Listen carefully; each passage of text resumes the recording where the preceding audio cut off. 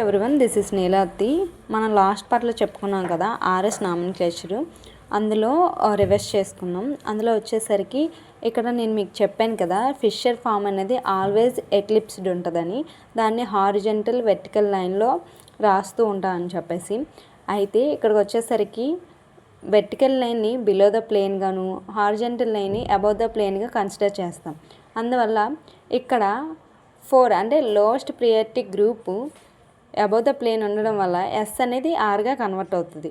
అయితే ఈ ఎగ్జాంపుల్ నేను చేశాను. ఈ ఎగ్జాంపుల్ మీరు చేసేసి కామెంట్ చేయండి. తర్వాత వచ్చేసరికి నెక్స్ట్ టూలో వచ్చేసరికి లోన్ పేర్ ఉంటే అది లోవెస్ట్ ప్రియారిటీగా గ్రూప్గా ఇస్తూ ఉంటాం అన్నమాట. అయితే ఇక్కడ నైట్రోజన్ దగ్గర చూసుకుంటే ఎథైల్కి 1 గాను, మెథైల్కి 2 గాను, హైడ్రోజన్కి 3 గాను, నైట్రోజన్ దగ్గర ఉన్న లోన్ పేర్కి 4 గానే ఇస్తూ ఉంటాం. సేమ్ ఇక్కడ కూడా అంతే. ఇక్కడికి వచ్చేసరికి ఇది 1, ఇది 2, ఇది 3, ఇది 4.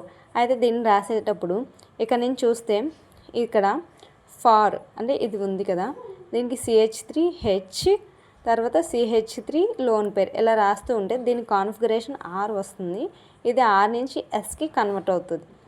అయితే ఇక్కడికి వచ్చేసరికి cis get more priority than trans. అయితే ఇక్కడ సిస్ ట్రాన్స్ 2 ఉంటే సిస్కి 3 గాను, ట్రాన్స్కి 4 గాను వస్తుంది. ఇక్కడ కాన్ఫిగరేషన్ R వస్తుంది.